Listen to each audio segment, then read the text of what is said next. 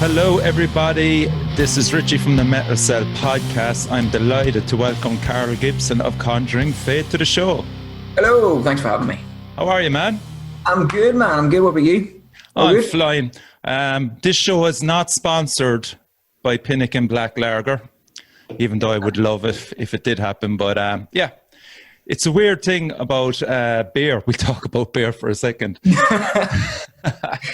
This lager came into Ireland probably around 7-8 months ago in Lidl, and then after you get a taste for it, then it disappears again. And so now it's after coming in again, so I'm after getting 2 trays of it. So is that the main market demographic that picked was Ireland? Because the new Ireland would have been perfect for it. It's like, what one place could we sell this fucking beer? Do you think, Karl, we've become a bit of a fucking beer snobs lately? No, I don't think Ireland's beer snobs, because Ireland just drinks. You know? There's only the small people that love the quality, but mostly just love the binge drink. Yeah, but like there's all these hipsters now going around fucking with their different selection of beers and what glasses to fucking drink it out of. Yeah. Mustache curl up. I can't do it. Mustache curled up and sipping. This one's good. This is a PPA. It's PPAs that you call it? APAs? IPAs. Oh my God, that's the worst of the worst. They love the IPAs. The old pinky up in the air. I know. Number 1. Number 2 tastes exactly the same. But and they swill it around their mouths as well, like it's wine. It's like spit it in a bucket, you know. Ah, for fuck's sake! I never thought I'd see it in Cork now, but yeah, unfortunately. No. No. I mean, like I said, you've got this is what's funny during COVID, because the one place in the world that you're not allowed to have wet pubs in is Ireland. I mean, I didn't think you'd see it. I didn't think you guys would stand for it. Yeah, Jesus Christ. It definitely brought up the whole drinking culture at home anyway, It did, yeah. Certainly did. That's a fair point, yeah. So I don't know what the hipsters are doing at home now, because they can't show off what beers they're drinking, Well, fuck, coffee shops are closed for a while and stuff there, so. Yeah. Probably crocheting, say that'd be a hip thing, or embroidery, More importantly, what have you been up to in the last few months? Yeah, I try to keep myself busy a wee bit. So obviously I've got work and stuff. I had a newborn, just born there 3 weeks ago. Congratulations, man. Thank you very much. So I had to content myself with that. I'm trying to buy a new house as well soon. So that's trying to be busy. But in the back line of that, I've recorded my own acoustic album as well, which should be released very good. in the next couple of weeks. So try to keep busy over lockdown. Obviously with us not rehearsing, you need to sort of try to create something. Mm-hmm. And I'm not an artsy type, I'm not going to paint a pristine chapel on the wall. Yeah. So I thought I'll record some hipster folk music. Okay. I was just wondering what kind of style is it in? Just kind of, I say more darker folk maybe. I like ballads. I like sad songs, Yeah. Even when I'm not sad, I'll listen to sad songs, to get me sad. What kind of sad songs, like Leonard Cohen and stuff, or Johnny Cash, or... Yeah, a lot of ballads. I've been listening to more like the more American kind of folk, like Nora Gunderson and stuff like that. There actually, kind of like your Sons of Anarchy soundtrack. Yes, okay, very good. Yeah, White Buffalo and stuff like that. I like the kind of there's something about being said. You can kind of go technical on the guitar, yeah, but it doesn't really resonate with a lot of people. Especially someone who doesn't really know the guitar. They look and going, that looks shite, But when you have someone that plays maybe one nice central chord, everyone's like that just touches me. And that's kind of what I want to do. Take 3 simple chords and just... And is it an instrumental? Singing as well. You're singing as well? Yeah, okay. So I took a week off and just pretty much recorded it within the week. I just set the studio up in my dining room because I like the sound. So... Isn't it just brilliant what you can do nowadays? You can actually, as you just said, set up a studio in your own living room and actually produce something that's really good. Were you using Reaper or GarageBand or one of those? Or Cubase. I've been using Cubase for years. I was lucky enough, my brother recorded as well. So he, years and years ago when we lived with our parents, he got a loan out and created a studio in our garage. So when I was up and coming learning the guitar, I had a studio to hand to write my own stuff. And then I quickly sort of realized that making music is really fucking difficult. When you put it together, it's like, fuck, singing is really shit. The timing's really bad. It's all really bad. And then I just resorted to learning the pentatonic scale for 6 hours a day, up and down, up and down, up and down, up and down. And then I realized that actually composition's the more important thing to go. You know, technicality's all good and all, but it's songwriting's the main thing. So. And what way is that dynamic with Conjuring Fate? It's good. Like, I do write songs for Conjuring Fate I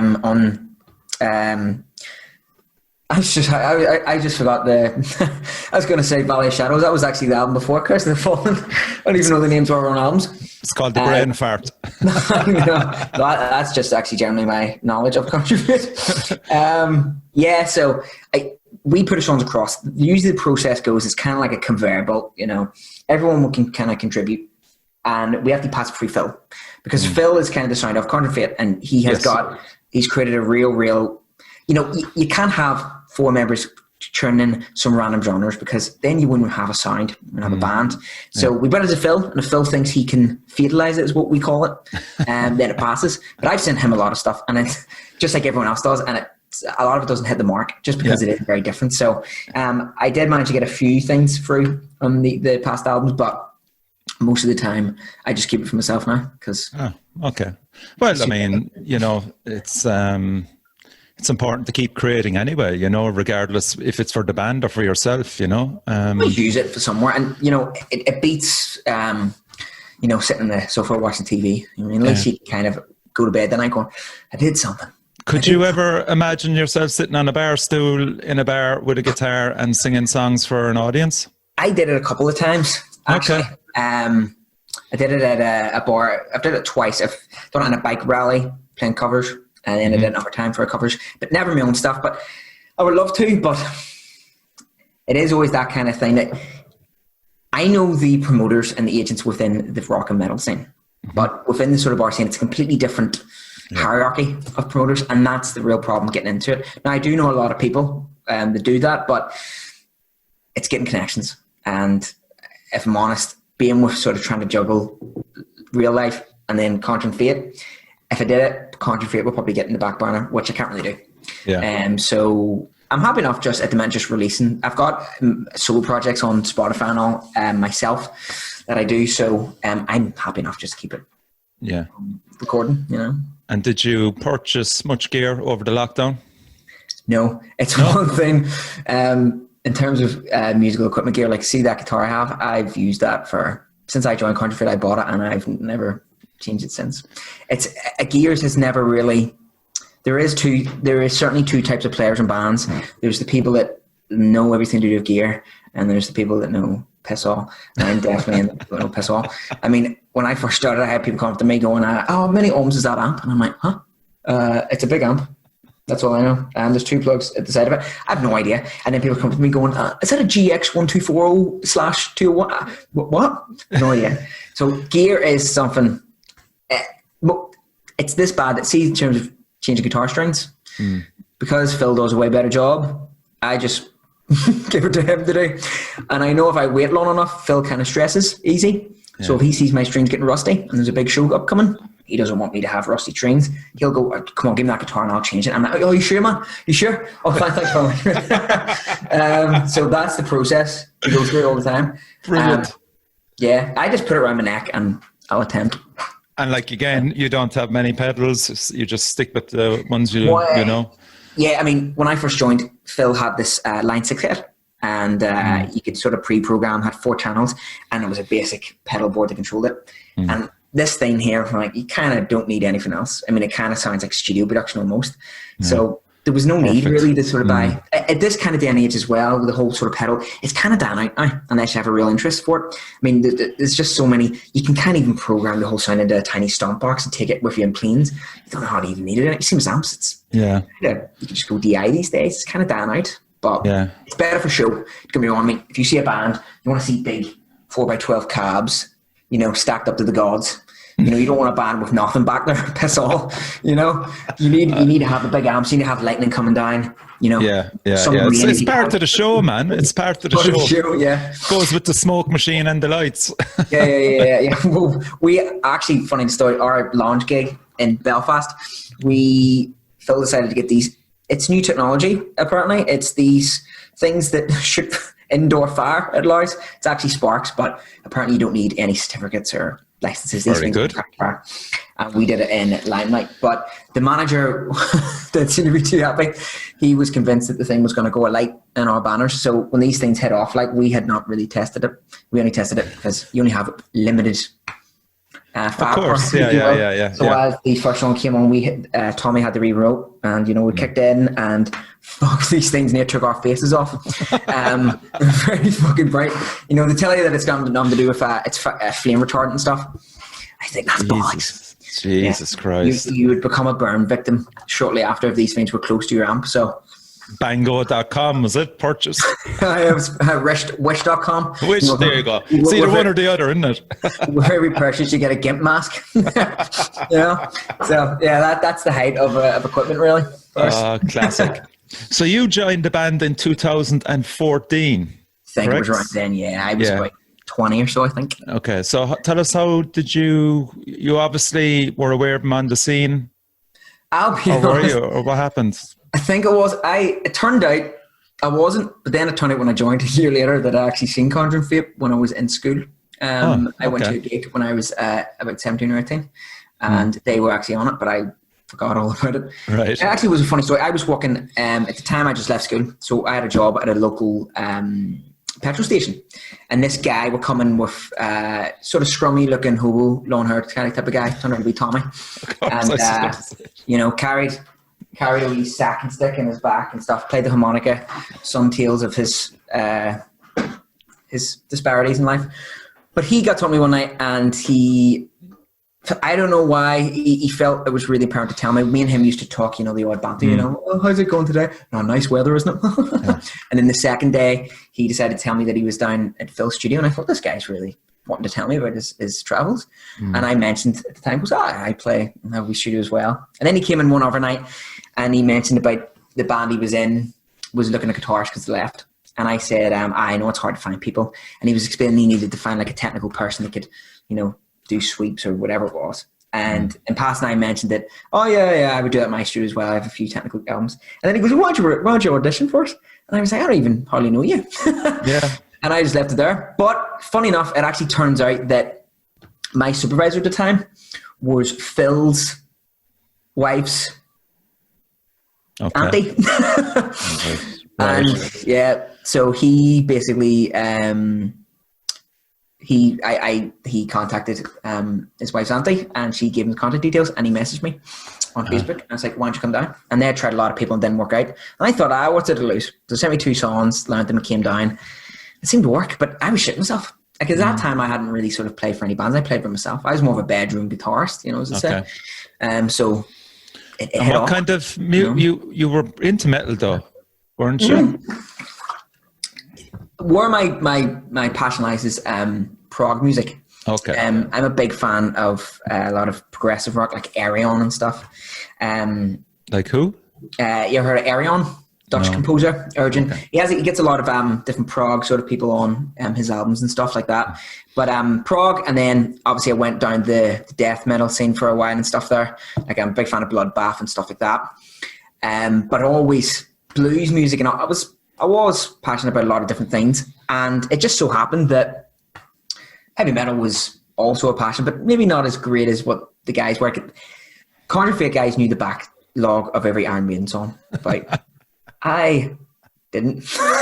I mean, I like Iron Maiden, but I didn't know. Like, they would tell me names of like, Number of the Beast, track 6, they have this week. Yeah. So the music was inclined. It's metal, you know what I mean? You kind of all click in, and if you play guitar, I think personally, if you're a guitarist or a musician of any sort, you shouldn't just stick to one bracket. You should be able to, of course, branch out to everything. It is a big problem at the minute. You see a lot of guitarists from the get-go. They try to focus on maybe detuning the guitar down 4 steps, and which is fun. You can get a heavy sound from it, but it seems to be that they haven't really took time to maybe focus on the actual theory of things, and it makes you limited in the long run. So so that album, then you played on House on Haunted Hill EP. Yes. And That what EP. was that like for some guy that just didn't Gordon? Well, because I really know the recorded ropes? I know. Well, because I recorded myself, granted I was sloppy. I mean, I was the producer and I was the director, the producer, the manager myself. So, if anything was out of time, I was like, fuck. That was a great take. The next one, Then when I came down to a more professional setup, like Phil, he had the bamboo stick out whipping me and all. Going, not fucking right. And then I realized, going, fuck, this is hard. And he had the metronome and all, was all precise and all. And I was doing click, click, click, click, click, din. It was very difficult and stressful. Yeah. And ever since, every album has been very difficult and stressful. It is hard. Like, Phil has a certain way of approaching the guitar. He's an extremely good lead player, but he's also an extremely good rhythm player. And it's tiny wee details that the ear doesn't pick up on until you actually break it down. It's like, that's actually quite difficult to time in. And coming into the studio and learning that kind of style of playing for that and getting it 100% right, it is difficult, and it tends to take a couple of days to get it all down. So the recording for House on Haunted Hill was nowhere near as bad as the albums, obviously, because it's only 3 tracks, but it was challenging. I'll say it. Like, it was, and he'll reinforce that. You're renowned as a band for doing great videos. Do you have much of an input into that, or are you quite happy to leave somebody else jump in and direct you? We all have that idea. Before we do videos, we kind of talk about it. Yeah. Because you've worked with George Clark, the legend. We always go with him. It's just great guy, and George is great to work with because any of your ideas you want to go, George is like, fuck yeah, let's do it. Okay. Or we are afraid if we work with someone else, maybe they may put in time restrictions or technicality issues. But George is always up for it. But yeah, we always, before a video comes, we all get together and we all we do it while we're shooting a video. We sort of shoot ideas as well, but we need to have a structure because you only have a certain time limit on the day. So no, it is usually a wide band thing, an agreement before we do it, but they're good fun always, definitely on days, but it's not to take yourself too seriously sometimes, and I think that's to your credit as a band. There is the ones there where you're in the abandoned warehouse and playing in the deserted house, but like with the light cast shadow. And then Dr. Frankenstein, that was a great one as well. Yes, that was fun. I was actually we got my brother in to do the play Dr. Frankenstein. Oh, very good. Cool. Yeah, well, he's a very awkward man in every walks of life. I mean, if you get round to do simple tasks like put the kettle on or walk outside, he looks very awkward doing it, and we thought, fuck, that'd be great to have an awkward looking doctor. So we stuck a get up at him, and we just said, Brand, don't try to be awkward, just walk normally. And it looked awkward. So, and my own personal favourite then is Trust No One. Trust No One, yes, that's right. The Cold War nuclear bunker. I mean, how did you come across that? Yeah, Phil had in contact with a guy over in Portadown. They were part of a committee that keeps a lot of the underground bunkers alive. Yeah. So we used the bunker for the first scene, but it turns out the guy also had access to a abandoned hangar, his committee, that they redo up a lot of the Air Force. So a lot of the army that has crashed vehicles, they donate them to these people, these hobbyists, and they'll do them up and stuff. So we got into this place to ourselves. It was pretty surreal, actually, being able to get in these helicopters and whatever the technical names for the planes are, the flying machines. And obviously, for the solo and stuff, we were up in the wings and stuff, which was fucking frightening because I don't know what I'm standing on. Like, there's no health and safety. We don't have a health and safety guy in the band, There's no one wearing high vis jackets. Yeah. No, I won't be doing that. I'm not insured for that. That off. So I was up in this wing here, and they were like, I'll be fine. I'm like, fucking on your neck, it'll be fine. But no, we got lucky. I'll say no, we got lucky. Jesus. We got that. But it's sourcing things is important. Phil will go out, he'll do a lot of work before videos, he'll go out to abandoned places and he'll try our best, but it's getting more and more difficult to come through. See, abandoned areas, not only are they secret, the photographers that go there, they will not release the whereabouts. So it's fucking hard to get there. Like, okay, so let's listen to a clip there of one of my favorite songs by E, It's No Escape. And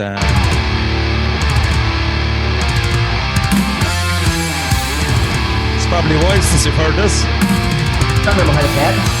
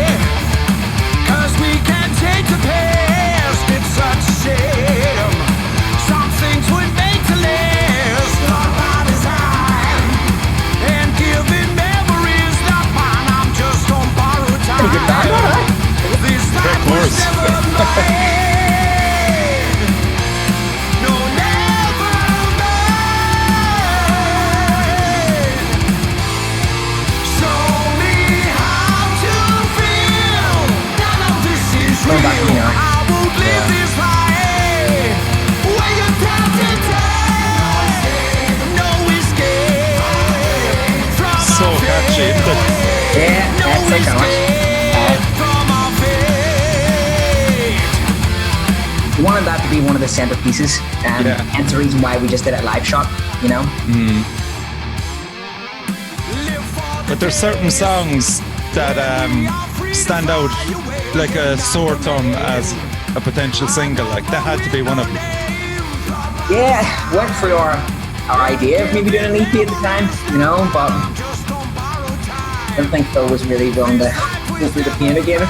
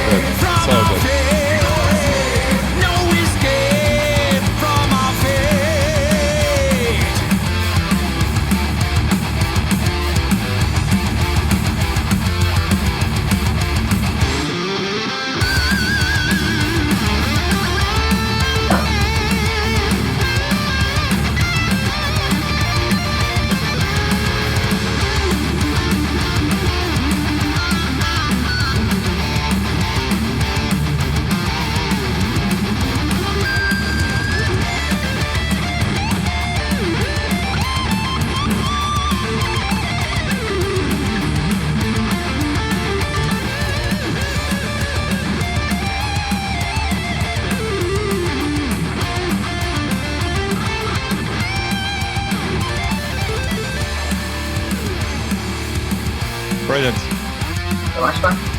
Yeah. Good to hear that. I haven't heard it in a while. Must listen to that album again. That's what I was going to ask you, actually. You know, when you kind of spend so much time on an album like that, then, like, do you revisit it much? Or is it just pushed in the background and you move on? It's hard because you're playing it so much. You know, yeah, of course, yeah. You kind of, after a while when you play it, see, you've done 3 shows consecutively, especially like a tour or anything, you've played it constantly, you kind of don't tend to go back to it.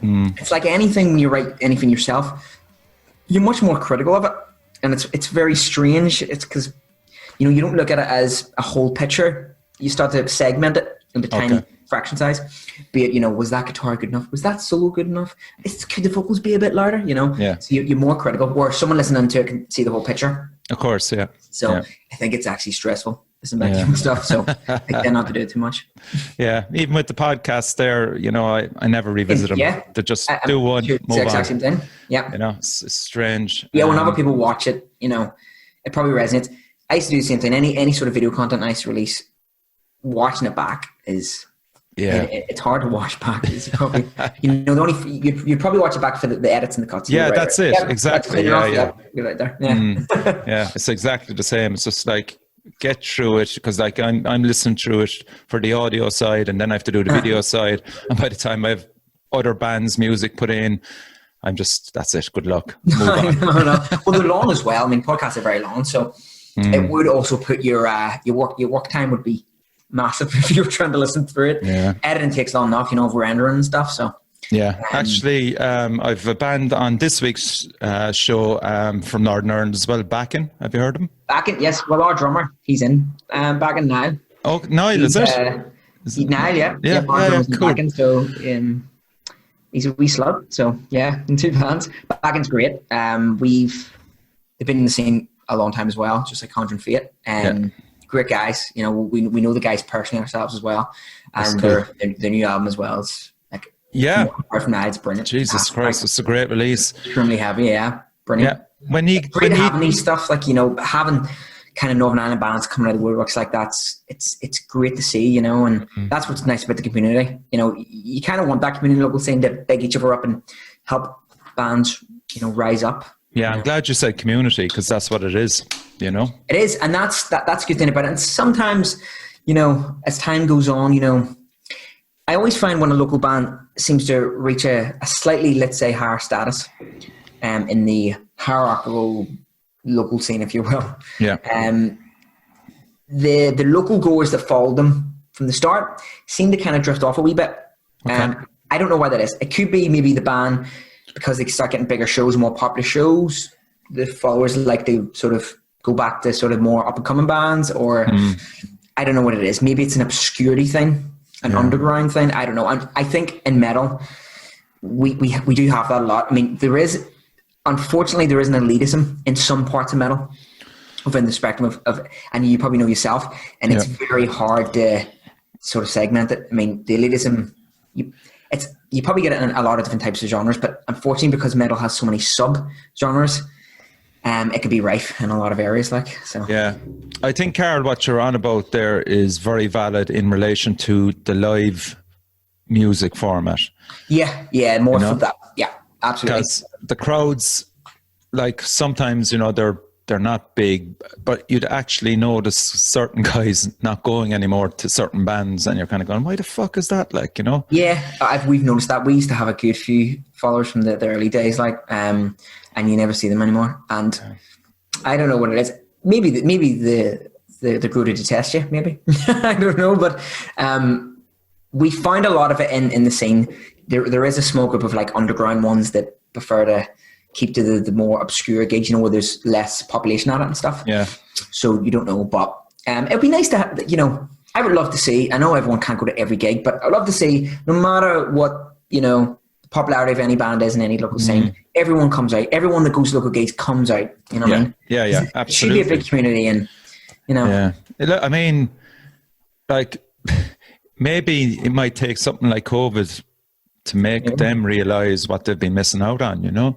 Maybe, you know, it is that perspective. You know, I think COVID has allowed a lot of people to smell the roses, you know, so to speak. Allowed people to sort of, but then my fear of that is, you know, once the rules do open up again and you're allowed to help with the consequences type thing, you know what the human condition's like, you know, 2 weeks of doing it straight, you may fall into your old habits again. So we'll see how that goes. It's true. It's true. Yeah. Mm-hmm. What are your memories of playing down here in Cork? Brilliant. It's, you know what, some of the best gigs we've played, and I know you probably get this all the time, bands, you know, because you live in Ireland, it's like, you know, it's like when big bands come over going, you've been the best crowd ever. Yeah. But generally, some of the best gigs we've played in Ireland. We've played Cork about, I think, 3 times, I think now, and it's been crazy. I love Cork. I usually go up quite a lot, and Cork's a beautiful place. We played also Galway and Limerick and stuff, and always it's one thing I said, the crowd and turnout from Ireland is so much more than Northern Ireland. You know, we adore the people in Northern Ireland, don't get me wrong, but the crowds are more mental in Ireland, which is good, especially in almost every county we've played. We've the same kind of reception, where much more, it felt more passionate actually. Okay.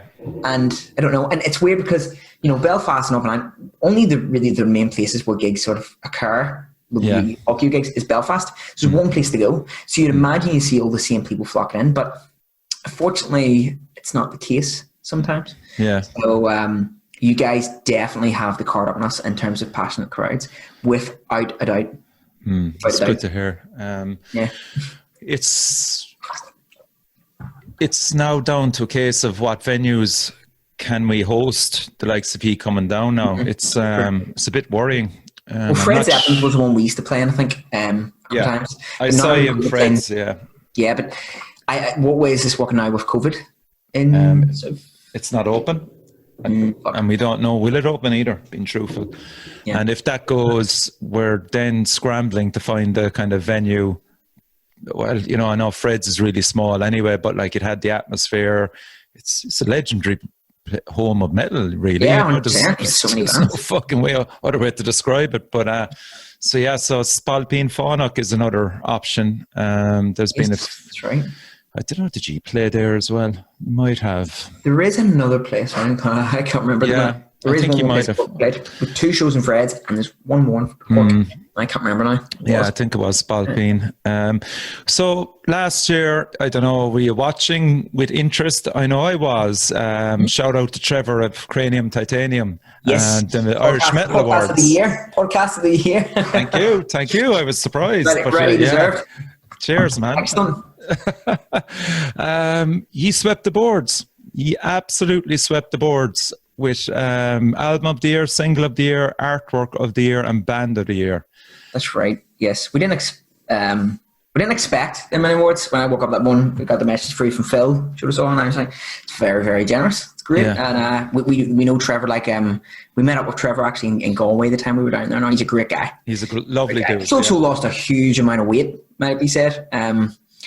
From the photos I've seen, stress. Give me stress. He's done a fucking amazing job. Trevor's a great guy. And yeah, we felt very humble to win those actually insane. Yeah. Jesus, like when you think of the competition you were up against, like it's hard to put it into perspective sometimes, isn't it? You don't really sometimes when you win these things, you don't really sort of think about who the competition was, because at the time when you win it, you sort of you're taking it in from the front of you just won something. But then sort of when you put it perspective, you know, there's loads of other great album covers there, and bands and albums there. Like it's, did that filter back actually to your record label? Yes. Yeah. We basically have to run almost everything we do band wise with them, be it gigs and stuff and any awards like that and stuff. So I don't know if they've I don't know if they'll increase our paycheck that much. Like if we get one. Maybe they will come on and go, you've just won album of the year. I'll put you on 22 grand each starting from Monday. But no, I don't know. Is the honest truth actually. Yeah. Be it that they're a German label. It's hard to say. I'm not too sure. Yeah. When do they come in to play with G? Like, are they in the background the whole time going, well, what's your plan for next year? Do you have a release date, or how involved are they in relation to the setup of Conjuring Fate? It's mainly on the distribution of the album. So they distribute worldwide, thankfully. So what happens is for albums is they will print so many, and then they'll distribute it to their sellers across the world, and they'll sell it in festivals and stuff, which is a great help. So the back and forth when it comes to recording albums and stuff, there is a wee bit of a slowdown process because, of course, you need to go to the label, and then they have maybe a 6 to 8 month turnaround on accepting and doing the printing. Okay. But then also another factor is they want to listen to the album and see if they're happy enough with it. But then also in terms of quality as well, we did have on the last 2 albums, last one even, the mastering. So they were looking for a particular sound at the time, and they do offer to master it for you for free for their guys. But at the time, Phil obviously had put a lot of work into it, and he didn't kind of want someone else coming in sort of take credit for the mastering. So Phil had just essentially said to him, going, listen, give me your feedback on it and we'll adjust it accordingly. Okay. You know? Yeah. But that's usually what the process they have. In terms of gigs and shows, we are looking to branch out in terms of Europe or Germany. Like, I mean, Germany, as you know yourself, Germany's one of the biggest places for heavy metal. They love heavy metal, and I think our genre will go down really well there. But it's getting into these shows, so they do have Pure Steel Records do have these kind of setups where you can get on tours, but they do cost a lot of money. I think. Yes. At the minute, yeah. But distribution's the main thing. Yeah. Okay. So interesting that you brought up the mastering. So you approached a nice friend of the show, Josh. Yes, for young Josh. Yes, that's right. Yeah, good guy. So he did the Curse of Fun. He did an amazing job. I remember getting back the demos and stuff he was sending us and stuff, and I remember hearing, I was like, "Fuck, this sounds very, very big in the field and very wide." Yes. So yeah, he did an amazing job. Really gave it that. I mean, mastering makes a big difference. I mean, it is something that when see when you compare a mixed album, the mastered album, as you know, it's like chalk and cheese, a massive, massive difference. So, I mean, he was really the punch we needed to get a big sound, and thankfully he was great to work with, very easy to work with as well. Back and forth communication was amazing. Where there is that worry if you send it off to somewhere else. Yeah, obviously Phil trusted him and was an admirer of his work as well. Yes, as I said, Phil did the first album, and we just felt for this one we wanted every album you kind of want to, I don't know, evolve maybe in a sound wise, maybe not essentially genre, because the market product you're delivering out to people is what they like, I suppose. And I know when bands try to change the genre, be it on your head. I know people get bored, but again, you are delivering a product out which people trust. It's probably, you don't need an album that has blues, rock, metal, punk, because you just go to a punk band or you go to a blues band for that. Yeah. So for this album, the evolvement we wanted was just a bit more of a different sound, be it a bit more of a beefier mastered sound. So hence the reason we picked Josh for that one. Yeah, and I mean, he's done some fantastic work with other artists as well, to be fair. Yeah, it's kind of one of the reasons we heard a lot of the stuff, and again, it sounded like big production. Yeah, so it's great, man, and he's so young as well. He was another guy that I was in touch with through COVID, and I'm glad bands have started coming through the door now again with him, because, Jesus, you'd hate to see a guy just lose everything over fucking a pandemic. 100%. I couldn't agree more. I mean, it's one of the biggest things in the minute because, because of the timeline it's been going so long, kind of independent workers and the self-employed and stuff. Yeah. They're kind of thrown to the back burner. Yeah. Artists as well. Artists as well, yeah. When you look at a lot of artists get a lot of their incomes, say if you're a wedding band or pub playing, and that's a massive hit to say, no gigs for the rest of the year, want to cut it off. Yeah, people can, we don't mind, people can come and eat and sit down. Yeah. You plan to say, no, can't have that. It's just, it is nonsensical. I don't want to get into the specifics. So, okay, in relation, what were the strong points, do you think, of Curse of the Fallen in relation to the debut album? There's obviously a massive, there's a bigger sound, obviously, anyway. Yeah, but, that goes where, I mean, I would say that the mastering thing will probably be the biggest point, but I think actually the song sounds where, even though it was the same, in the vein of the same genre, there was a slight, it felt different.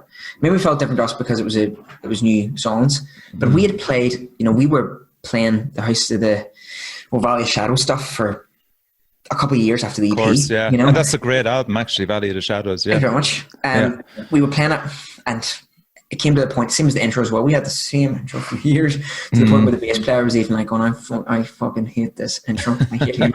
And I remember we used to stand our back, turn to the crowd with the intro playing, and he used to be whispering in my ear going, this fucking intro. He used to hear it. Because we keyboard like, ooh. Yeah. So when it came to writing new material, every time we're going, fuck, this is so fresh. Yes. So I think the strong point really is, I think, vocally, Tommy did a way better job. Great point. Right in. Way better job. Spot on that. Yep. The drumming as well was, Niall has a real flourish technique where he can deliver very technical, but can deliver a really serious push and drive. And again, for that album, the album was heavier. Kind of needed that. Yeah. And then in terms of guitar work and stuff as well, I think, the solo wise would be more melodic for me anyway. I enjoyed playing them a bit more, and they fitted the music better. A lot of the stuff in Valley of Shadows, I did a lot of it was improv on the spot solos, and which I do a lot of shows, and it just didn't, for me, it just didn't sound right it didn't link in with the composition of the song. So this one here, I'm a bit more happy with. So yeah. That's a biased view, of course. Yeah. And of course, like, you still managed to keep the classic sound of Conjuring Fate, but just blended it a bit more. And I think, as I said, Josh definitely gave you the bigger sound. Yeah, I think that, and concept-wise as well. I mean, we've always been very consistent in the horror theme, you know, based on be it films or the more darker side of. And Kim did a terrific job as well. Shout out to Kim for that. 100% album as well. Like Kim can't sort of express enough how much Kim's done for the band, and you know, without her we'd be fucked. Like, especially the marketing, like big difference. Like, and again, we wouldn't go to anyone else for that because it's consistent looking artwork and it's been great all the time. And obviously, you know, she won an award, you know, for it, so it'd be a no-brainer. You know, Kim all the way, all the time. How much did COVID affect you tour plan wise? Had you much planned for this year, for example? Yeah. I haven't got a list here. It affected quite a bit, unfortunately. We had a lot of gigs planned.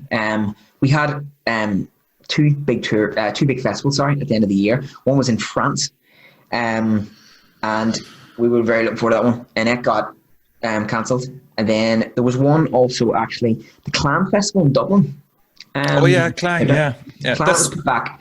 And then actually Candlemas and Corner, the titles, and I was like, I'm a big fan of Candlemas and Corner for that, and I was like, fuck, this is fuck, but obviously now it's postponed. There was an unannounced festival in England as well, with big band names that we weren't announced yet, but we were agreed to play on it, and now obviously up in there as well. So, and then we were supporting, I think, the band Vega as well, coming over in June. It was knocked back. So basically the whole year was a write-off. And it was a shame because this was the year to push the album. The album was out last year. We only got a chance to do it in Scotland and obviously Cork and Belfast. That was it. Yeah. No, we're kind of like, fuck, this is going to be the big push. So we kind of need to just reboot and revamp for next year and treat next year as the big push for the album. But yeah, like everybody else, I suppose, really. So everyone's in the same boat. You're absolutely right, man. You know, I can't complain because every artist and every band's felt the wave hit from that. Just like even people in, you know, local businesses and everything's felt the wave.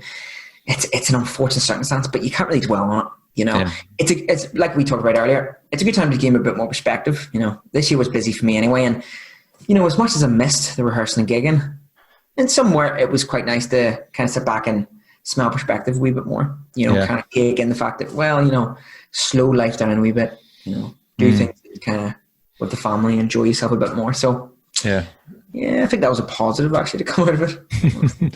Yeah. I mean, song wise, you're only just still going back to rehearsals now, really. Yeah, we are. So you're behind on that, or have you any? We all kind of, I know I sort of ripped Phil to say that, Phil? Yeah, I rehearse every night. You know, but really, you know, last time I rehearsed was maybe, you know, 2002. But in terms of rehearsal, you know, we have a very sort of strict policy and try to be professional. Everyone knows the stuff coming in and that's it. We don't try to clean up when we get into rehearsal. Everyone should be 100% before coming in. Rehearsal should just be about playing as a collective. In terms of getting your parts right and everything, that should be yourself. And then you're into rehearsal. So we haven't done it in a while. We do have a few plans though to go back actually into Phil's studio and do a few studio rehearsals with the actual potential hope of doing a live Facebook gig in the studio recorded. That's our next actually plan of attack here because the minute we can't really do much else. So we might as well try to pedal on at some extent. No? Yeah. I kind of look at it like looked like a band that I had on there are June As I, who are similar enough to yourself. We played with them actually a few times as well. Yeah, lovely lads. Yeah, great. So they started just releasing singles on through videos for last year's album now, you know. So Cortexi Fan came out only a month ago, you know. And it's actually after working because, you know, usually it's the other way around. Usually the band will release the videos before the album is out. So they've done after. So they've done it after, you know, and because of that, have, you know, come to prominence again. That's, do you know what? I mean, they're smart. I mean, it's a fantastic marketing strategy because, you know, the sort of the Facebook and stuff like that, there when you share and posts, if you put a YouTube link to anywhere, people are very, very reluctant to hit a YouTube link and then go into another source. You know, it's very easy if you have something there and then for them. And especially even if you're doing a Spotify link, very reluctant, even more reluctant. Yeah. So having Why a is video that, I for a wonder? song, I don't know. It kind of goes back to the old sort of, the sort of theory of, you know, why people don't listen to full albums anymore. You know, now you would argue that they're not proper music fans, but, you know, it's kind of like radio culture. You know, people like the sort of one song that's easy accessible to them and move on. Something that someone will play for them opposed to them having to go somewhere else. It's also a kind of a fear thing maybe because, you know, when you want to get into a new song, you might need to listen to it a few times. Yes. You know, and, you know, when you listen to maybe a 3-4 minute song, which isn't a lot of time, people listen to this going, you know, I want to listen to the song I know. I want to listen to the song that I know the lyrics to and I can sing along to and dance to. Yeah. Or when you bring in something new, it takes people a wee bit while to tune that in. So it could be that. But all more power to them for doing that. That's a good idea, especially during COVID. More people on social media and stuff, they're not out and about. Excellent. Yeah. Do you know, we'd say for your album, Curse of the Fallen, the lineup of the songs, is that deliberate in relation to, we'll say, songs from 1 to 10 or whatever like that? Do you know what I mean? You mean like a structure of songs, so like yes. Crisis? Yeah, it is something that you think about or talk about? Yeah, I mean, every time any album I've ever done in the past, it's always sort of been thought, what song do we play with first? What's the second one? And in an album, you kind of need to hook people early. If you're a concept album, it goes by the story. That's a difference. Exactly, but we don't have a concept. I mean, every song has an individual post. So we went with Burn the Witch. Obviously, our last album ended with Backwards Witch, so it was revisiting it. So very it kind of felt, you know, like a to be continued. Yes. So and that it kicked off the album great, to be fair. Like exactly. So that's why, it was a non-bullshit kind of song. It was 4 minutes long. There was no weird slow down breakdowns. It was just boom, boom, boom, boom, boom, boom, boom. That's when the album. And then the second song, Voodoo, again, it felt just the start of it had a hook to it. And you kind of need to, you know, you leave your more slower, sadder songs to middle of the album. You know, that's why we had Midnight Skies a wee bit later on and stuff, and Daughter of the Everglades. Daughter of the Everglades, Night of the Knives is after Daughter of the Everglades. So there, that's obviously well thought of. Again, that brings. So you have a ballad. People go, "Oh, it's a lovely song," and you go, "Oh, fuck, sinister! Someone's killing someone. Someone's raping and killing someone. Who's this?" And then that's how you get it. And then you go back to the heaviness. So there definitely is. I think every artist actually does it. In some extent, they think on what I want people to hear first, but then when it gets later on the album, but then of course when you're playing it live, then again it gets chopped around again, blended again. That's one of the hardest things to do as well. You know, when you're doing a set list live, it's also picking songs, but it's also going, what order do we play these in? You know, and then obviously what your time limit is. You know, if you've got 20 minutes, half an hour, you know, most gigs and a lot of local scenes, unfortunately, some bands run over. Or they don't get the equipment set in time, so your time gets cut to maybe 25 minutes, and then on the spot you have to go, what song we're going to take out? Then you have to kind of try to think, what do you think that would appeal to more? It's there is wee tiny details. I think it's important, and you know, if you don't appeal to that one audience member, but it's important. I mean, if you appeal to one particular member, they may be the person that comes back to 6 shows in the future. They may be the person that buys every t-shirt you release after that, or every album, you know, and then shares it on their Facebook, which gets exposed to 20 other people, you know, has a domino ripple effect. So it is important to, you know, bands do say, you know, I don't care if you don't like us, but you kind of do want to appeal to your market demographic. You know, at the end of the day, you are putting a product out, and the product needs to be up to scratch. So yeah. Unless you're one of the stoner bands that like has like a 15-minute epic one song, you know. Yes, or the obscure black metal. You know, I grew up listening to a lot of black metal. Like, but that being said, there is some of the really obscure ones that record it on like tape players and stuff, because that's obviously the scene. Yeah. But to be honest, again, for me, making someone pay for that. Again, it's a product. You kind of delivering. It's like selling someone a fucking car and going, "This is the car. It's lovely. Smash all the windows in. Take the valves out and stuff." And going, "Well, that now." You know, I don't think, you know, black metal has a certain sound, but you should be able to hear what the sound is at least. You know, production shouldn't be I don't think production should be a really sort of a specific genre thing. It should be more. That's just your kind of timing, production. That could be your 2 things that should be consistent with every music. Yeah, and I suppose, again, with new songs, the more you rehearse them, the more certain songs stand out as, oh yeah, this is going to be classic live? Yeah, definitely. I mean, we always rehearse it in the studio. Before we record, we rehearse. Yeah. That's one thing. So we rehearse together, so we know kind of what they're going to sound like. Like Original Sin was one when we played that in rehearsal live, because we knew that was good at the end of the album. I mean, Original Sin had these massive solos, harmony sweeps and all. It just was uplifting. It was fast. So that was a no-brainer to say, definitely that ends it. And then Burn the Witch was a nice head bobber. Definitely that opens the album. So yeah, there's a lot of clear things in that. Yeah. Like every band from Maiden downwards go through that, you know, trying to figure out what are the songs that capture the crowd. You know, you don't want guys and girls drifting off halfway through, going for a pint, going, fuck it. You know, the arse is falling out of this. Yeah, and I think a big thing for that is that the stage presence as well. You kind of do, I mean, some bands do forget that they are putting on a show. You know, it's supposed to be entertaining, you know, and I know some bands, you know, may need to, you know, constantly look down, to be technical. Yeah. But if a crowd's around, you all stand down just doing this, you know, it doesn't really kick back to people. Where if you're sort of up looking at the crowd, pointing at them and all, you know, involving them, whatever else. We've seen it all the time. Like, we would have big stage presence. We would go to the crowd and run around and stuff. And one of the things we noticed was, as soon as you even look at someone or you lift your hand up, they start to smile and start to maybe, and then 4 songs in, they're dancing. Yeah. But I've seen a lot of bands doing it with their heads down, and people tend to drift off. So, you know, and their music's amazing. It's a shame. You know, some of their music's great, but their stage presence thing, it's just, I know people's there for the music, but people do want to see some sort of lively emotion from you as well. Yeah. What about memorable tour stories? I'm sure you've had a few. Yeah, we always have a load, but my memory's really shit, so it feeds off to the last one. Probably I think it was like 4 years ago, we did the O2 Academy in, I think it was Manchester. And we essentially, it was 3:30. We were still, and Phil had pissed off to his hotel, so Tommy did. And it was me, Steve, and the old drummer Bogdan, Polish guy. And cool. He left the fucking merch box in the bar bit, and well, obviously they had the safe with the money and stuff, so we couldn't leave it there.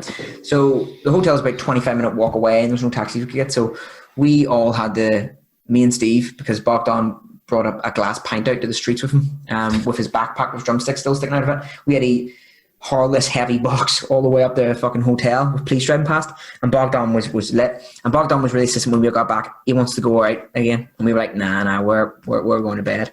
He fucks off to a strip club. We found out, still with his backpack still on, drumsticks sticking out of it and stuff and all, ear monitors in and all, still has that, he doesn't give a shit, goes to a strip club.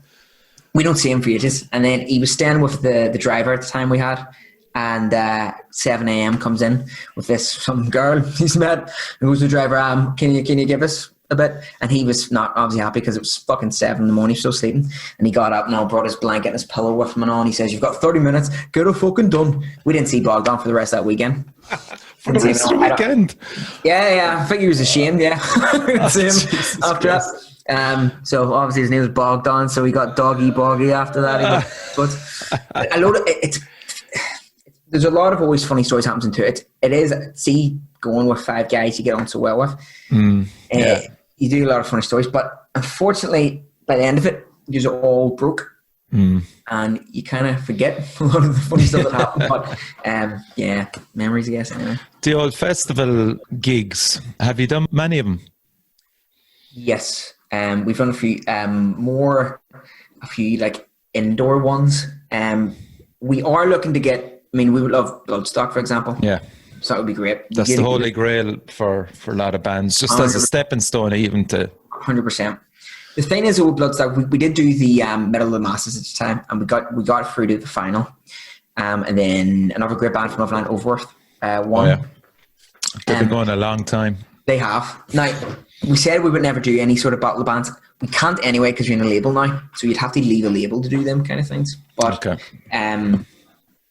the thing with Bloodstock is I used to go every year, just myself, and it's a great festival. It's one of the best ones you can go to, but it is more for, I know the main stage has a mix of different bands, but when it comes to the sort of Sophie stage and all, I'd say majority of the bands, the local ones, or the sort of up and coming, are more really, really heavy. You know, I think death metal and stuff like that is more very fixated. You do see some of the cheesy heavy metal coming out, but it's definitely not as strong. So I think going into it, we were kind of like, fuck, you know, our music genres kind of out there from what they usually pick, but we'll try it anyway. But we have played, but you see, this year we had 3 or 4 offers. Then we had Wildfire Fest.